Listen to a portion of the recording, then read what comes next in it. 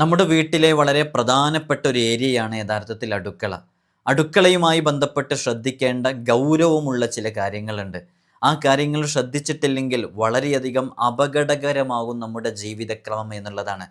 അടുക്കളയിൽ നിന്നാണ് യഥാർത്ഥത്തിൽ ആരോഗ്യവുമായി ബന്ധപ്പെട്ട എല്ലാ കാര്യങ്ങളും കിടക്കുന്നത്. നമ്മുടെ വീട്ടിലെ ഭർത്താവ്, മക്കള് എല്ലാവരും ഭക്ഷണം കഴിക്കുന്നത്, ആ വീട്ടിൽ 20 വർഷം താമസിക്കുന്നുണ്ടെങ്കിൽ, 30 വർഷം താമസിക്കുന്നുണ്ടെങ്കിൽ, അത്രയും കാലം ഭക്ഷണം കഴിക്കുന്നത് കൂടുതൽ സമയവും അടുക്കളയിൽ നിന്ന് പാചകം ചെയ്യുന്ന ഭക്ഷണമാണ് അല്ലേ? പുറത്തുനിന്നൊക്കെ കഴിക്കുന്നത് വളരെ കുറവാണ്. അപ്പോൾ ഈ അടുക്കളയിൽ നിന്ന് നമ്മൾ പാചകം ചെയ്യുന്ന ഭക്ഷണം അത് കൃത്യമായിട്ട് നമ്മൾ പാചകം ചെയ്യുന്നുണ്ടെങ്കിലും ചില അവിടെ ഉണ്ടാകുന്ന ചില കാരണങ്ങളെ കൊണ്ടൊക്കെ നമുക്ക് ഒരുപാട് ആരോഗ്യ പ്രശ്നങ്ങൾ വരാറുണ്ട്. അടുക്കളയുമായി നിർബന്ധമായും നാം ശ്രദ്ധിക്കേണ്ട, നിർബന്ധമായും എന്ന് പറഞ്ഞാൽ ആരോഗ്യകരമായ ജീവിതം നയിച്ച് മുന്നോട്ട് പോകണമെങ്കിൽ അടുക്കളയുമായി ബന്ധപ്പെട്ട് നാം ശ്രദ്ധിക്കേണ്ട 29 കാര്യങ്ങളാണ് ഇന്നത്തെ വീഡിയോയിൽ പറയുന്നത്. ഇൻഷാ അല്ലാഹ് നിങ്ങൾ ഈ വീഡിയോ പൂർണ്ണമായും കണ്ട് നിങ്ങളുടെ അടുക്കള ഏത് രൂപത്തിലാണ്, എങ്ങനെയാണ് അത് ക്രമീകരിച്ചിട്ടുള്ളത്, ഈ പറഞ്ഞ കാര്യങ്ങളൊക്കെ നിങ്ങൾ ശ്രദ്ധിക്കാറുണ്ടോ എന്നുള്ളത് കേട്ടവരൊക്കെ ഒന്ന് എഴുതി അറിയിക്കണം ഇൻഷാ അല്ലാഹ്. ഒരുപാട് ആരോഗ്യപരമായ ബുദ്ധിമുട്ടുകളും പ്രശ്നങ്ങളൊക്കെ ഇത്രയും കാര്യങ്ങൾ നമ്മൾ ശ്രദ്ധിക്കാത്തത് കൊണ്ട് മാത്രം വരുന്നുണ്ട്. നമ്മൾ പലപ്പോഴും പറയും പല സംഗതികളും നമ്മുടെ അടുക്കളയിൽ നെഗറ്റീവ് എനർജി നമുക്ക് നൽകുന്നുണ്ട്. ആ നെഗറ്റീവ് എനർജി അത് എന്നെങ്കിലും ഒരു ദിവസമൊക്കെ ആകുമ്പോൾ പ്രശ്നമില്ല. പക്ഷെ അത് സ്ഥിരമായിട്ട് അങ്ങനെ ലഭിച്ചുകൊണ്ടിരിക്കുമ്പോൾ, നെഗറ്റീവ് എനർജി വന്നുകൊണ്ടിരിക്കുമ്പോൾ അത് നമ്മുടെ ജീവിതത്തെ ബാധിക്കുമെന്നുള്ളതാണ്. അപ്പോൾ കൃത്യമായി നാം ശ്രദ്ധിക്കേണ്ട വളരെ പ്രധാനപ്പെട്ട ചില വിഷയങ്ങളാണ് ഇവിടെ ഓർമ്മപ്പെടുത്തുന്നത്. അള്ളാഹു സുബ്ഹാനഹു വ തആല കാര്യങ്ങൾ പഠിക്കാനും അത് ജീവിതത്തിൽ പകർത്താനുമുള്ള തൗഫീഖ് നമുക്കൊക്കെ നൽകി അനുഗ്രഹിക്കുമാറാകട്ടെ എന്ന് ആത്മാർത്ഥമായി ദുആ ചെയ്യുകയാണ്. നമ്മളെല്ലാ ദിവസവും ഓർമ്മപ്പെടുത്താറുള്ളത് പോലെ തന്നെ നേരിട്ട് കാണാനുള്ള ഡേറ്റ് എന്ന് പറയുന്നത് ചൊവ്വാഴ്ചകളിൽ മാത്രമാണ്. ചൊവ്വാഴ്ച നേരിട്ട് വരാൻ വേണ്ടി ബുക്ക് ചെയ്യാൻ വിളിക്കേണ്ടത് ഞായറാഴ്ച 10 മണിക്ക് ശേഷമാണ്. പലരും ഞായറാഴ്ച 10 മണിക്ക് വിളിക്കുമ്പോൾ കിട്ടുന്നില്ല എന്ന് പറഞ്ഞിട്ട് ബുക്ക് ചെയ്യാതെ വരുന്നുണ്ട്. കഴിഞ്ഞ തവണയും ബുക്ക് ചെയ്യാതെ വന്നിരുന്നു. അങ്ങനെ വരുമ്പോൾ നമുക്ക് നോക്കാൻ സാധിക്കില്ല എന്ന് വളരെ നേരത്തെ തന്നെ അറിയാണ്. ഇവിടെ പേരുണ്ടെങ്കിലേ സാധിക്കുള്ളൂ. പലപ്പോഴും ഫോൺ വിളിക്കുന്ന സമയത്ത് ചിലപ്പോൾ കട്ടായി പോയിട്ടുണ്ടാകും. അപ്പോൾ ചിലപ്പോൾ സ്ഥലം കിട്ടിയിട്ടുണ്ടാകും, പേര് തന്നിട്ടുണ്ടാവില്ല. ആ സ്ഥലം കിട്ടിയിട്ടുണ്ടെങ്കിലും പേര് ഇവിടെ എഴുതാതെ ആരും വരരുതെന്ന് അറിയിക്കുകയാണ്. നമ്മൾ കറക്റ്റ് ആളുകളാണ് എടുക്കുക. അപ്പോൾ പെട്ടെന്ന് തീർന്നിട്ടില്ല എന്നുണ്ടെങ്കിൽ ചിലപ്പോൾ നമുക്ക് വേറെ എന്തെങ്കിലും യാത്രയുണ്ടാവും. അപ്പോൾ വളരെ കുറച്ച് ആളുകളായിരിക്കും എടുക്കുക. അപ്പോൾ അതിൻ്റെ ഇടയ്ക്ക് നിങ്ങൾ വന്നാൽ ചിലപ്പോൾ ഇവിടെ ഉണ്ടായിക്കൊള്ളണമെന്നില്ല. അത് പ്രത്യേകം എല്ലാവരും ഓർമ്മപ്പെടുത്താണ്. അള്ളാഹു സുബ്ഹാനഹു വ തആല നമുക്ക് വലിയ സലാമത്ത് നൽകട്ടെ ഇൻഷാ അല്ലാഹ്. നമ്മൾ ഇത്തരം കാര്യങ്ങളുടെ അപ്ഡേഷനൊക്കെ വാട്സപ്പിലും ഇൻസ്റ്റഗ്രാമിലൊക്കെ അപ്ഡേറ്റ് ചെയ്യാറുണ്ട്. അത് വാട്സപ്പ് നമ്പർ സേവ് ചെയ്ത് വെച്ചവർക്ക് മാത്രമല്ലേ കാണാൻ സാധിക്കുള്ളൂ. ഇൻസ്റ്റഗ്രാമിൻ്റെ ID ഡിസ്ക്രിപ്ഷനിൽ കൊടുത്തിട്ടുണ്ട്.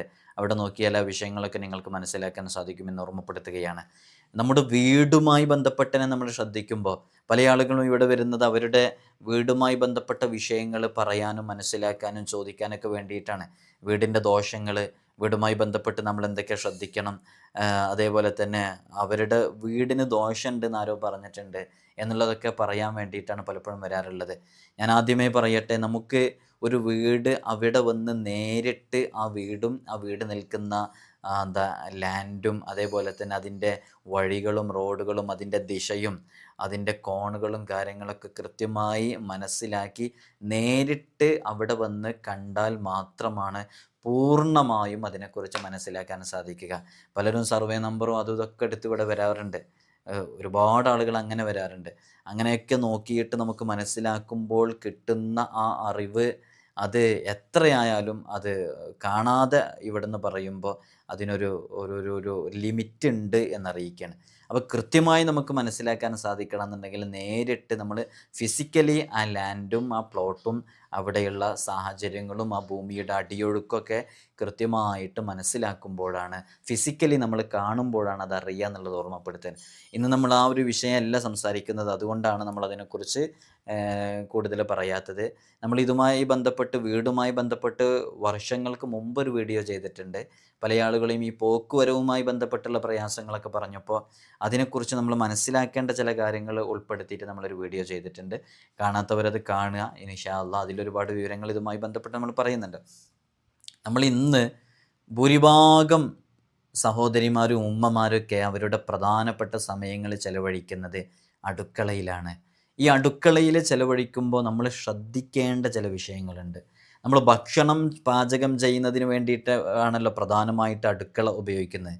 അതോടൊപ്പം തന്നെ നമ്മൾ ഭക്ഷണത്തിന് വേണ്ടിയിട്ടുള്ള പാചകം ചെയ്യാൻ ആവശ്യമായിട്ടുള്ള സൗകര്യങ്ങൾ, അതിനുള്ള സാധന സാമഗ്രികൾ, അതേപോലെ തന്നെ പാത്രങ്ങൾ, ഇങ്ങനെയുള്ള എല്ലാ കാര്യങ്ങളും നമ്മൾ സംവിധാനിക്കലും അടുക്കളയിലാണ്.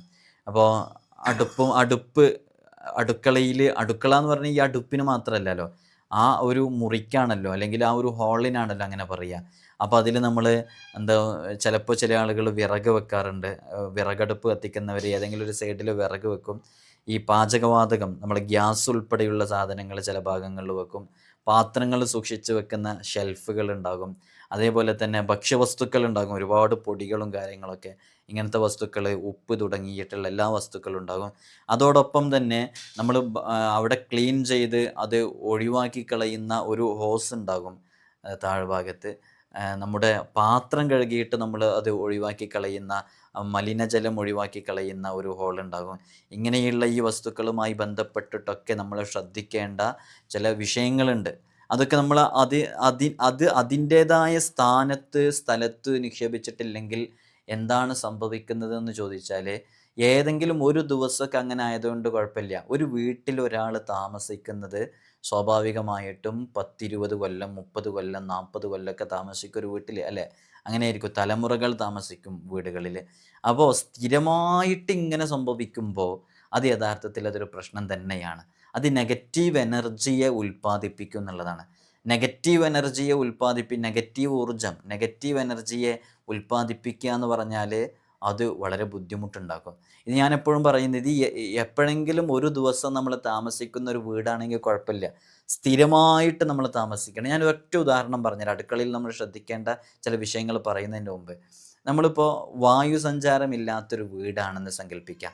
എയർ വെന്റിലേഷൻ ഇല്ലാത്ത വീടുകളാണെന്ന്.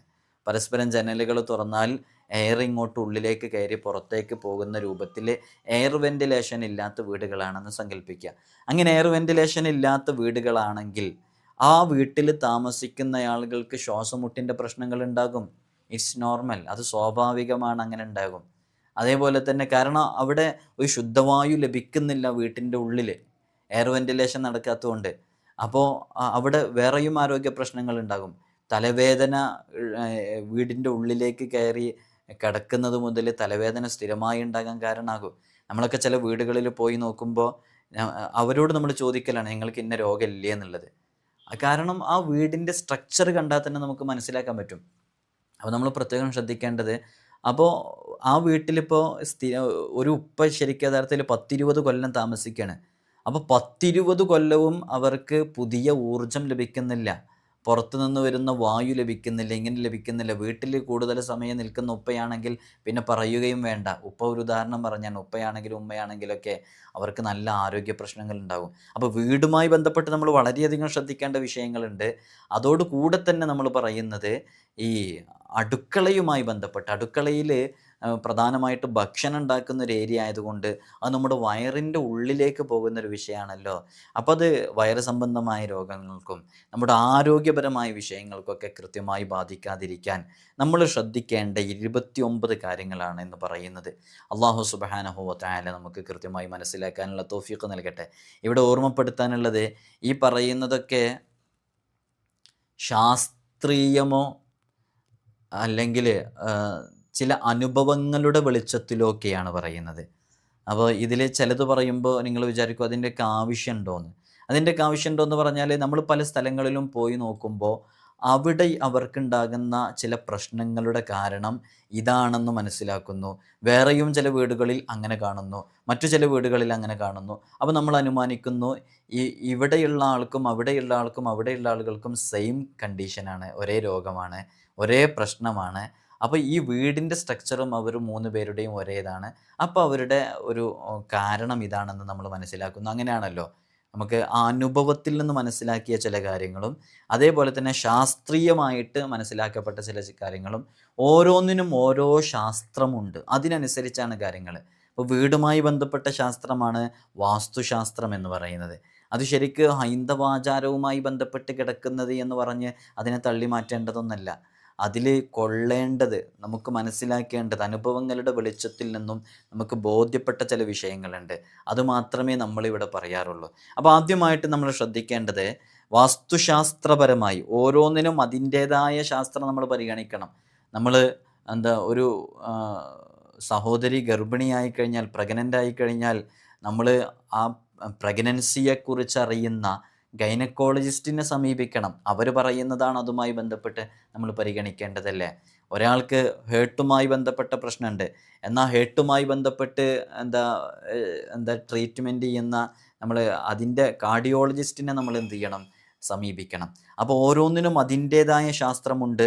ആ ശാസ്ത്രമനുസരിച്ചാണ് നമ്മൾ എന്ത് ചെയ്യേണ്ടത്, മുന്നോട്ട് നീങ്ങേണ്ടത്. വാസ്തുശാസ്ത്രപരമായിട്ട് അടുക്കള വീടിൻ്റെ വടക്കു കിഴക്ക് അല്ലെങ്കിൽ വടക്കു പടിഞ്ഞാറ് അല്ലെങ്കിൽ തെക്കു കിഴക്ക് എന്നീ ഭാഗത്താണ് ആയിരിക്കേണ്ടത് എന്നുള്ളതാണ്. അപ്പോൾ അതിൻ്റെ ഒരു കാരണം എന്ത് എന്നുള്ളിടത്ത് ഒരുപാട് കാരണങ്ങൾ അതിനുണ്ട്. ഞാൻ കുറച്ച് 29 കാര്യങ്ങൾ എനിക്ക് പറയേണ്ടതുണ്ടായതുകൊണ്ട് ഇന്ന് എന്നെങ്ങനെ ജസ്റ്റ് പറഞ്ഞു പോവാണ്. ഇൻഷാ അല്ലാഹ് നമുക്ക് സമയം പോലെ മറ്റുള്ള ദിവസങ്ങളിൽ ആളുകളുടെ അഭിപ്രായം അനുസരിച്ച് അതിനനുസരിച്ച് നമുക്ക് വീഡിയോ ചെയ്യാം. അപ്പോൾ ഒന്നുകിൽ വീടിൻ്റെ വടക്ക് കിഴക്ക് ഭാഗത്തായിരിക്കുക, അല്ലെങ്കിൽ വടക്കു പടിഞ്ഞാറ് ഭാഗത്തായിരിക്കുക, തെക്ക് കിഴക്ക് ഭാഗത്തായിരിക്കുക. ഇതിന് ഓരോ സ്ഥാനങ്ങളുണ്ട് കേട്ടോ. ഇതിൻ്റെ ഉത്തമ സ്ഥാനം എന്നൊക്കെ പറഞ്ഞിട്ട് ഇൻഷാ അല്ലാഹ് ഈ ഭാഗങ്ങളിൽ ഏതെങ്കിലും ഒരു ഭാഗത്തായിരിക്കാൻ വേണ്ടി ശ്രമിക്കുക. ഇതിന് കുറേ കാരണങ്ങളും ഉണ്ട്. ഇതിന് നമ്മൾ പ്രത്യേകം മനസ്സിലാക്കേണ്ട ചില കാരണങ്ങളും ഉണ്ട്. എന്തുകൊണ്ട് 1-ാം സ്ഥാനത്ത് ഇന്നതായി, എന്തുകൊണ്ട് 2-ാം സ്ഥാനത്തേക്ക് മറ്റേത് മാറി, അതിനൊക്കെ കാരണങ്ങളുണ്ട് ഇൻഷാ അല്ലാഹ്. പിന്നെ അതേപോലെ തന്നെ അടുപ്പ്, അല്ലെങ്കിൽ ഇപ്പോൾ കൂടുതലും സ്റ്റൗ ആണല്ലോ കണ്ടുവരുന്നത്. സ്റ്റൗവ് ഇതൊക്കെ വടക്കോട്ടോ കിഴക്കോട്ടോ തിരിഞ്ഞു നിന്ന് പാചകം ചെയ്യാവുന്ന രൂപത്തിലായിരിക്കണം. ആ രീതിയിലാണ് അത് സെറ്റ് ചെയ്യേണ്ടത്. നമ്മൾ വീട് നിർമ്മിക്കുമ്പോൾ ശ്രദ്ധിക്കേണ്ട ഒരുപാട് വിഷയങ്ങളുണ്ട് അടുക്കളയുമായി ബന്ധപ്പെട്ട്. ഇനിയിപ്പോൾ അതിന് പറ്റുന്നില്ല എന്നുണ്ടെങ്കിൽ സ്റ്റൗ ഒക്കെ ആണെന്നുണ്ടെങ്കിൽ നമുക്ക് സൗകര്യം പോലെ ചേഞ്ച് ചെയ്യാൻ പറ്റേണ്ടതൊക്കെ ചേഞ്ച് ചെയ്യാം. ഒരു വീടിൻ്റെ ഒരു ഭാഗവും നമ്മൾ ഏതെങ്കിലും ഒരാൾ പറഞ്ഞതിൻ്റെ പേരിലോ നമ്മുടെ വീട്ടിലുണ്ടാകുന്ന പ്രശ്നങ്ങൾ ഉണ്ടായതിൻ്റെ പേരിലോ പൊളിച്ചു മാറ്റേണ്ട ആവശ്യമില്ല കേട്ടോ. അത് പല ആളുകളും അങ്ങനെ പറയാറുണ്ട്, പൊളിച്ചു മാറ്റണം എന്നൊക്കെ. പൊളിച്ചു മാറ്റാതെ തന്നെ അതിൽ പരിഹാരങ്ങൾ ചെയ്യാൻ പറ്റുന്ന ഒരുപാട് വിഷയങ്ങളുണ്ട്. നമ്മൾ ലക്ഷങ്ങൾ മുടക്കി പണിത വീട് തന്നെ പല ആളുകളും പൊളിക്കാൻ പറഞ്ഞിട്ട് പൊളിച്ചതിൻ്റെ പേരിൽ ആ വീട്ടിലെ പ്രശ്നങ്ങൾ തീരാത്തതും നമ്മൾ പോയി കണ്ട എത്രയോ വീടുകളിലുണ്ട്. അതുകൊണ്ട് പൊളിക്കുന്നതുമായി ബന്ധപ്പെട്ടൊക്കെ ഒന്ന് ആലോചിച്ച് ചെയ്യേണ്ട വിഷയമാണെന്ന് ഓർമ്മപ്പെടുത്തണേ. അതേപോലെ തന്നെ അടുക്കള ഒരിക്കലും വീടിൻ്റെ മുൻവാതിലിന് അഭിമുഖമാകാതിരിക്കലാണ് നല്ലത്. അതിനും കാരണമുണ്ട്. വീടിൻ്റെ മുൻവാതിലുണ്ടല്ലോ, പ്രധാന വാതിൽ, ആ വാതിലിന് നേരെ ഫേസ് ടു ഫേസ് നിൽക്കുന്ന രൂപത്തിലേക്ക് കിച്ചണ് വരാതിരിക്കുന്നതാണ് നല്ലത്. അങ്ങനെ വന്നാലുള്ള കുറച്ച് ഭവിഷ്യത്തുകളുണ്ട്. അടുക്കളയിൽ നിന്ന് പുറത്തേക്കുള്ള വാതിലോ മറ്റൊക്കെ കിഴക്കോട്ടോ വടക്കോട്ടോ പടിഞ്ഞാറോട്ടോ അഭിമുഖീകരിക്കുന്നു എന്ന് ഉറപ്പ് വരുത്തുക എന്നുള്ളതാണ്. അത് ആ ഭാഗത്തേക്കാണ് അതിന് ഏറ്റവും യോജിച്ച് കിടക്കുന്ന ഭാഗം എന്നുള്ളതാണ്. പിന്നെ അതേപോലെ തന്നെ അടുക്കളയോട് ചേർന്ന് നമ്മുടെ ഈ ചെരുപ്പുകളും ഷൂകളൊക്കെ വെക്കാൻ പറ്റുന്ന രൂപത്തിലുള്ള റാക്ക് അത് നിർമ്മിക്കാതിരിക്കുക, അത് ഒഴിവാക്കുക എന്നുള്ളതാണ്. അത് ഒരുപാട് ആരോഗ്യ പ്രശ്നങ്ങൾക്ക് കാരണമാകും. അടുക്കള ഇടയ്ക്കിടെ വൃത്തിയാക്കണം. ഈ അടുക്കള വൃത്തിയാക്കുന്നതിൽ ചിലർക്ക് ഒരു അലസതയൊക്കെ ഉണ്ടാവാറുണ്ട്. അത് ഇടയ്ക്കിടയ്ക്ക് വൃത്തിയാക്കണം. അതിൻ്റെ ഉപകരണങ്ങൾ, അടുക്കളയിലുള്ള എല്ലാ ഉപകരണങ്ങളും, നമ്മൾ ഉപയോഗിക്കുന്ന മിക്സി ആണെങ്കിലും, നമ്മൾ ഉപയോഗിക്കുന്ന അടുക്കളയിലുള്ള ഫ്രിഡ്ജ്, അതേപോലെ തന്നെ ഗ്രൈൻഡർ, ഇങ്ങനെ തുടങ്ങിയിട്ടുള്ള എല്ലാ വിഷയങ്ങളും കൃത്യമായിട്ട് നമ്മൾ ക്ലീൻ ചെയ്ത് വെക്കണം. അല്ലെങ്കിൽ ക്ലീൻ ചെയ്ത് വെച്ചില്ലെങ്കിൽ അവിടെ എന്തായാലും ഈർപ്പുണ്ടാവുന്ന ഉറപ്പാണ് അടുക്കള ആയതുകൊണ്ട്. ആ ഈർപ്പം നമ്മൾ കൈ കഴുകിയിട്ട് സാധനങ്ങൾ എടുക്കുന്നു വെക്കുന്നു, ഇങ്ങനെ ഈർപ്പുണ്ടാവുമ്പോൾ അതിലിങ്ങനെ ഓരോ ഫംഗസും കാര്യങ്ങളൊക്കെ വന്നുകൊണ്ടിരിക്കും എന്നുള്ളതാണ്. അപ്പോൾ അത് ഒഴിവാക്കാം. അപ്പോൾ അടുക്കളയിലുള്ള എല്ലാ കാര്യങ്ങളും ഇടയ്ക്കിടയ്ക്ക് വൃത്തിയാക്കി വെക്കുക. അടുക്കളയിൽ ഒരു കാരണവശാലും മെഡിസിൻസ് സൂക്ഷിച്ച് വെക്കരുത് എന്നുള്ളതാണ്. അത് ചില പ്രശ്നങ്ങൾക്ക് കാരണമാകും. അടുക്കളയിൽ മെഡിസിൻസ് മരുന്നുകൾ, ടാബ്ലറ്റ് ആണെങ്കിലും സിറപ്പാണെങ്കിലും ഒക്കെ അത് വെക്കാൻ മറ്റൊരു സ്ഥലം തന്നെ നമ്മൾ കണ്ടെത്തിയിട്ട് അവിടെ തന്നെ വെക്കുക. നിങ്ങൾ ഈ കാര്യങ്ങളൊക്കെ ശ്രദ്ധിച്ച് നിങ്ങളുടെ അടുക്കളയിലുള്ള ചില എങ്ങനെയാണ് ഇതുമായി ബന്ധപ്പെട്ട് നിങ്ങൾ ശ്രദ്ധിക്കാറുണ്ടോ എന്നുള്ളതൊക്കെ ഒന്ന് എഴുതി അറിയിക്കൂട്ടാ. അപ്പോൾ അത് പ്രത്യേകമായിട്ട് നമ്മൾ ഒഴിവാക്കണം. അടുക്കളയിൽ നമ്മൾ മെഡിസിൻസ് അങ്ങനത്തെ സംഗതികളൊന്നും വെക്കാതിരിക്കുക. അടുക്കളയിൽ എന്തായാലും നമ്മളൊരു വേസ്റ്റ് ബാസ്ക്കറ്റ് എന്തായാലും വെക്കണം. ഒരു വേസ്റ്റ് നിക്ഷേപിക്കാനുള്ള ഒരു ബാസ്ക്കറ്റ് വെക്കണം, സ്ഥാപിക്കണം. അതിങ്ങനെ മൂവബിൾ ആയാൽ കുറച്ചും കൂടെ നല്ലത്. ഇങ്ങനെ അങ്ങോട്ടും ഇങ്ങോട്ടും ഇങ്ങനെ കൊണ്ടുപോകാൻ അങ്ങനെ എടുത്ത് ചിലരങ്ങനെ ഫിക്സ് ചെയ്ത് വെക്കും. എന്നിട്ട് അതിലൊരു കവർ വെച്ചിട്ട് ആ കവറിൽ നിന്ന് ഇങ്ങനെ എടുത്തിട്ട് കൊണ്ടുപോകാൻ പറ്റുന്ന രൂപത്തിൽ അതിങ്ങനെ മൂവ് ചെയ്യാൻ പറ്റുന്ന, നമുക്ക് ആ ഒരു വേസ്റ്റ് ബാസ്ക്കറ്റോട് കൂടെ തന്നെ ഒഴിവാക്കാൻ പറ്റുന്ന രൂപത്തിൽ, അതിൽ പിന്നെ വല്ല കവറോ വെച്ചിട്ട് ചെയ്യാവുന്ന പ്രശ്നമില്ല. അപ്പോഴാണ് നമുക്ക് പൂർണ്ണമായിട്ടും അത് ക്ലീൻ ആയിട്ട് കൊണ്ട് നടക്കാൻ സാധിക്കുകയുള്ളൂ. അപ്പോൾ അതിൽ വേസ്റ്റ് ബാസ്ക്കറ്റിൽ എന്താ നമ്മൾ വേസ്റ്റൊക്കെ ഒഴിവാക്കി അത് വെച്ചിട്ടുണ്ടെന്നുണ്ടെങ്കിൽ തന്നെ അത് പിന്നെ കഴുകിയിട്ട് അത് ഉണക്കിയിട്ട് വെക്കാനുള്ള സൗകര്യം ഉണ്ടായിരിക്കണം. അതുകൊണ്ടാണ് നമ്മൾ പ്രത്യേകം പറയുന്നത് അത് ഫിക്സ്ഡ് ആയിരിക്കരുത്, അതിങ്ങനെ മൂവബിൾ ആയിരിക്കണം. അതെടുത്ത് നമുക്ക് പുറത്ത് കൊണ്ടുപോയി ഒഴിവാക്കി വേസ്റ്റ് ഒഴിവാക്കിയിട്ട് അത് വീണ്ടും നമുക്ക് ക്ലീൻ ചെയ്ത് അത് വെയിലത്ത് ഉണക്കിയിട്ട് വീണ്ടും അടുക്കളയിൽ കൊണ്ടുവെക്കാൻ കഴിയണം. അങ്ങനെ ആകുമ്പോഴാണ് ചെറിയ മക്കളൊക്കെ ഉള്ള വീടുകളാണെങ്കിൽ പറയണ്ട, അവരിങ്ങനെ അതിലൊക്കെ പോയി തൊട്ട് ഇതാക്കി. അപ്പോൾ അതൊക്കെ എപ്പോഴും ക്ലീനായിട്ട് തന്നെ കൊണ്ടു നടക്കണം എന്നുള്ളതാണ്.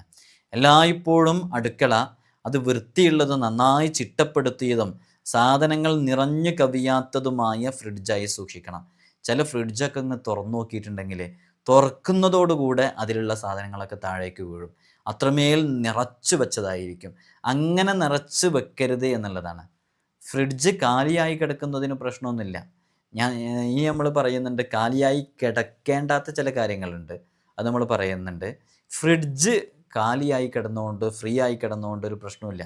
അപ്പോൾ നല്ല ചിട്ടപ്പെടുത്തി ഓരോന്നിനും, അടുക്കളയിൽ ഓരോന്നിനും ഓരോ സ്ഥാനം വേണം. എവിടെയെങ്കിലും വെക്കരുത്. പൗഡേഴ്സ്, പൊടികളൊക്കെ വെക്കാൻ കൃത്യമായൊരു സ്ഥാനം വേണം.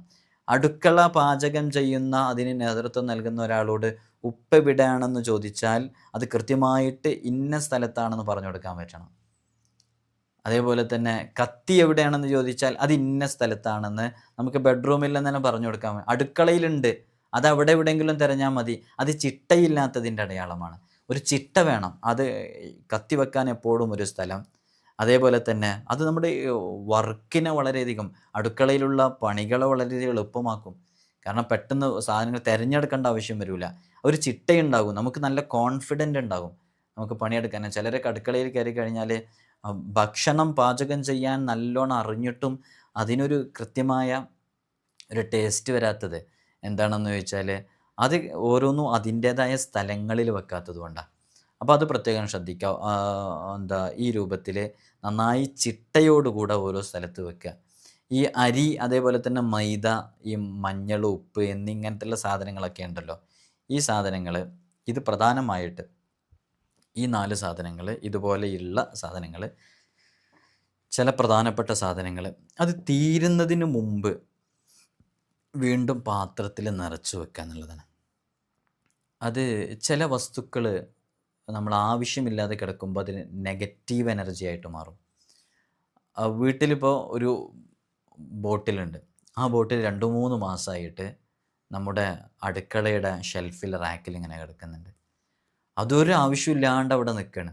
അത് ആവശ്യമില്ലാത്ത സാധനമാണ്, അത് നെഗറ്റീവാണ്, അത് ഒഴിവാക്കുക.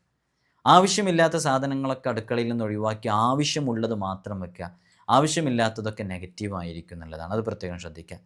നല്ല എനർജി ഇങ്ങനെ ഫ്ലോ ചെയ്യാൻ, നല്ല ഊർജം പ്രവഹിക്കാൻ അടുക്കള ക്യാബിനറ്റുകൾ ഉണ്ടല്ലോ, ഓരോ ക്യാബുകൾ, അതേപോലെ തന്നെ സ്റ്റോറേജ് സ്പേസുകൾ, ഇവകളൊക്കെ ഇടയ്ക്കിടയ്ക്ക് വൃത്തിയാക്കിക്കൊണ്ടേയിരിക്കുക. ചിലർ ആ ഹൗസ് വാമിങ് നടന്ന അന്നത്തെ ആ ഒരു കബോർഡുകളായിരിക്കും, അത് പിന്നെ തൊട്ടിട്ടുണ്ടാവില്ല, അത് ക്ലീൻ ചെയ്തിട്ടുണ്ടാവില്ല. അതിലേക്ക് സാധനം വെക്കുന്നു, എടുക്കുന്നു, അതിൻ്റെ ഉള്ളിൽ കൂറയോ പല്ലിയോ ഇങ്ങനെയുള്ള പ്രാണികളോ ജന്തുക്കളോ ഉള്ളതൊന്നും അവർക്കറിയില്ല. അതങ്ങനെ ഉണ്ടാവാൻ പാടില്ല.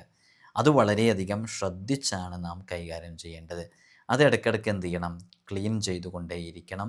അത് ഇടയ്ക്കിടയ്ക്ക് എന്ന് പറഞ്ഞാൽ എന്നും ക്ലീൻ ചെയ്യണം എന്നല്ല, മാസത്തിലൊരിക്കലോ അല്ലെങ്കിൽ ഒരു 2 മാസത്തിലൊരിക്കലോ അങ്ങനെയെങ്കിലും ചുരുങ്ങിയത്, ചിലരൊക്കെ ഇടയ്ക്കിടയ്ക്ക് ക്ലീൻ ചെയ്യും, അങ്ങനെയെങ്കിലും ക്ലീൻ ചെയ്തുകൊണ്ടിരിക്കണം എന്നാണ് നമ്മൾ പറഞ്ഞു വരുന്നത്. അതേപോലെ തന്നെ അപകട സാധ്യതകളുള്ള, പിരിമുറുക്കമുള്ള ഇടപെടലുകൾ വരാൻ സാധ്യതയുള്ള കത്തികൾ, നമ്മൾ കട്ടിങ്ങിന് ഉപയോഗിക്കുന്ന കത്രികകളുണ്ടല്ലോ, കത്രികകൾ, അതേപോലെയുള്ള മൂർച്ചയുള്ള ഷാർപ്പ്ഡ് ആയിട്ടുള്ള വസ്തുക്കൾ, അതൊക്കെ ചെറിയ കുട്ടികളുള്ള സ്ഥലമാണെങ്കിലും അല്ലെങ്കിലൊക്കെ അത് കൃത്യമായിട്ട് ഒരു ഷെൽഫിലോ ഒരു മറവിലോ സൂക്ഷിക്കണം എന്നുള്ളതാണ്.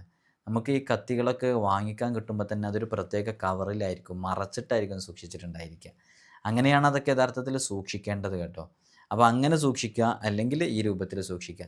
നമ്മളതിങ്ങനെ കൃത്യമായി സൂക്ഷിച്ചിട്ടില്ലെങ്കിൽ ഈ കത്തി കൊണ്ടാണ് നമ്മൾ ഓരോ വെജിറ്റബിൾസും കാര്യങ്ങളൊക്കെ കട്ട് ചെയ്യുന്നത്. അതിൽ നിന്നൊക്കെ പല ആരോഗ്യ പ്രശ്നങ്ങളും വരാൻ കാരണമാകും. അപ്പോൾ വളരെയധികം ശ്രദ്ധിക്കുക. അതിനേക്കാളുപരി നമ്മുടെ കുട്ടികളൊക്കെ അത് ഉപയോഗിച്ച് അപകടങ്ങൾ ഉണ്ടാക്കാൻ കാരണമാകുമെന്നുള്ളത് ഓർമ്മപ്പെടുത്തുകയാണ്.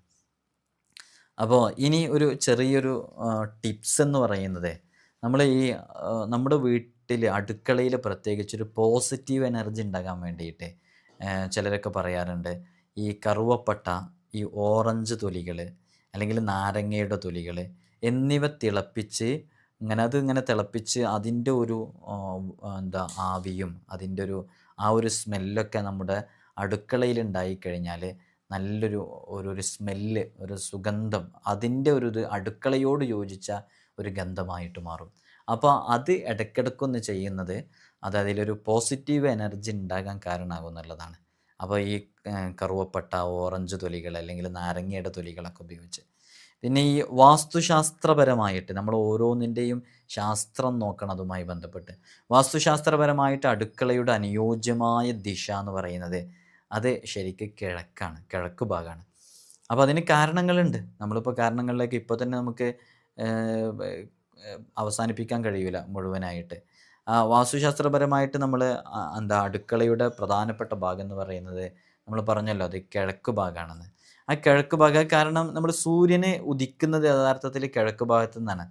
അപ്പോൾ രാവിലെ നമുക്ക് കിട്ടുന്ന സൂര്യപ്രകാശം അത് അടുക്കളയിൽ ഏതെങ്കിലും അവശിഷ്ടമായ ദുർഗന്ധവും അണുക്കളും വായുസഞ്ചാരം നടത്താൻ സഹായിക്കുന്നു എന്നുള്ളതാണ്.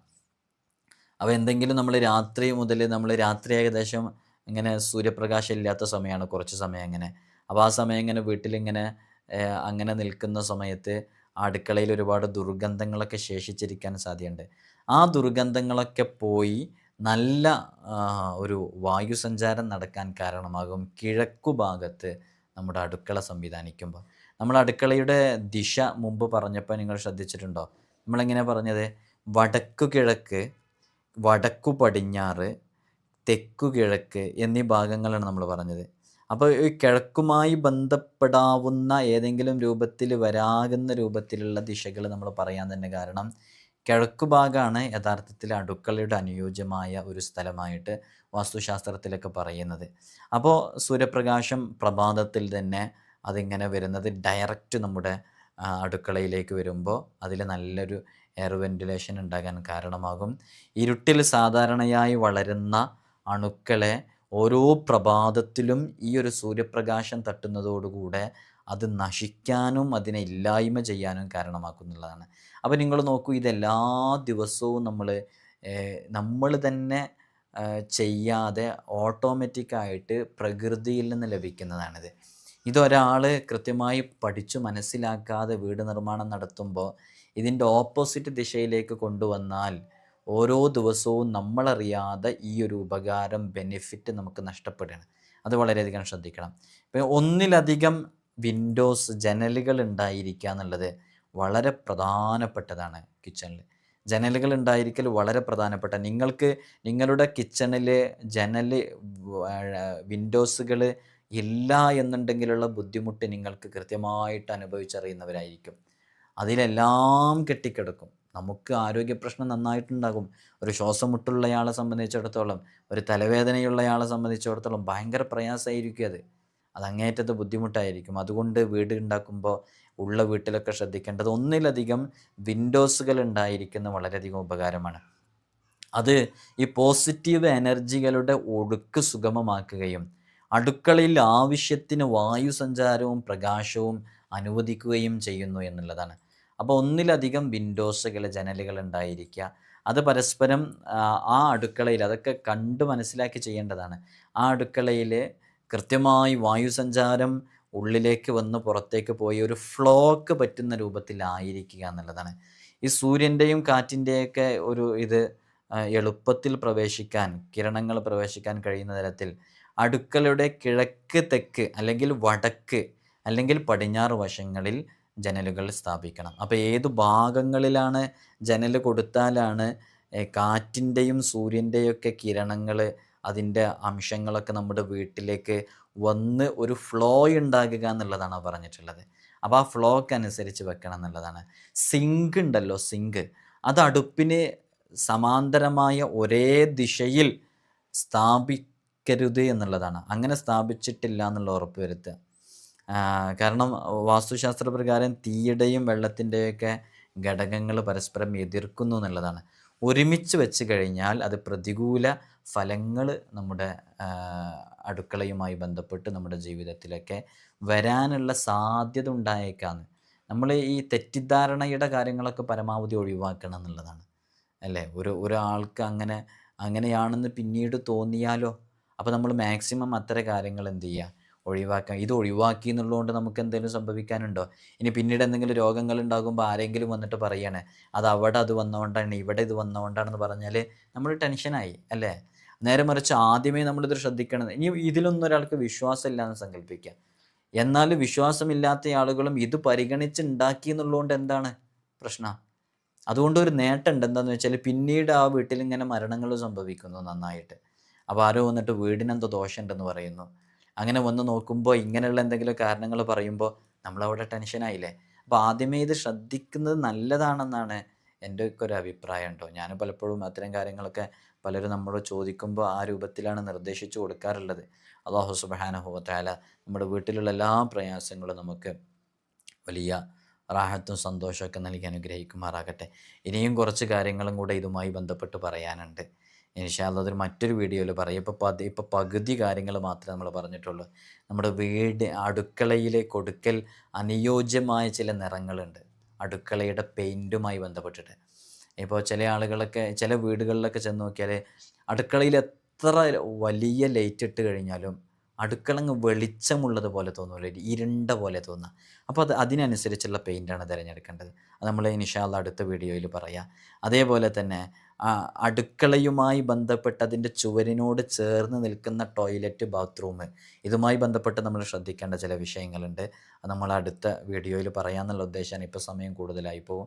അതേപോലെ തന്നെ അതുമായി ബന്ധപ്പെട്ട് വീടിൻ്റെ നടുവിൽ ചിലപ്പോൾ ഈ ഓപ്പൺ കിച്ചണൊക്കെ ആകുമ്പോൾ സെൻറ്ററിലൊക്കെ ചില വീടുകളിലൊക്കെ, സെൻറ്ററിൽ എന്ന് പറഞ്ഞാൽ ഏകദേശം ഒരു സെൻറ്ററിലൊക്കെ കിച്ചണ് വരുന്നതായിട്ട് ശ്രദ്ധിച്ചിട്ടുണ്ട്. അതുകൊണ്ടുണ്ടാകുന്നൊരു ബുദ്ധിമുട്ട് നമ്മൾ മനസ്സിലാക്കേണ്ടതുണ്ട്. അതേപോലെ തന്നെ അതുപോലെ നമ്മൾ ശ്രദ്ധിക്കേണ്ട വളരെ പ്രധാനപ്പെട്ട വിഷയമുണ്ട് അടുക്കളയുടെ വലിപ്പവുമായി ബന്ധപ്പെട്ട്. അത് നമ്മുടെ മാസ്റ്റർ ബെഡ്റൂമിനേക്കാളോ അല്ലെങ്കിൽ മറ്റേതിനെക്കാട്ടിലൊക്കെ വലുതാകുന്നതുമായി ബന്ധപ്പെട്ട ചർച്ച. അതേപോലെ തന്നെ അങ്ങനെ നമ്മൾ ശ്രദ്ധിക്കേണ്ട ചില പ്രധാനപ്പെട്ട വിഷയങ്ങളുണ്ട്. അതൊക്കെ ഇൻഷാ അല്ലാഹ് നമ്മൾ മറ്റൊരു വീഡിയോയിൽ പറയാമെന്ന് ഓർമ്മപ്പെടുത്തുകയാണ്. നിങ്ങൾ ഈ വീഡിയോ കേട്ട സ്ഥിതിക്ക് എന്താണ് നിങ്ങൾക്കിതുമായി ബന്ധപ്പെട്ട് മനസ്സിലായത്, ഇത്രയും കാര്യങ്ങൾ നിങ്ങൾ ശ്രദ്ധിക്കാറുണ്ടോ എന്നുള്ള കാര്യങ്ങളൊക്കെ അറിയിക്കുക. അല്ലാഹു സുബ്ഹാനഹു വ തആല നമുക്ക് സലാമത്ത് നൽകട്ടെ. എല്ലാവരും ദുആ ചെയ്യണമെന്ന വസിയ്യത്തോടെ അസ്സലാമു അലൈക്കും വറഹ്മത്തുള്ളാഹി വബറകാതുഹു.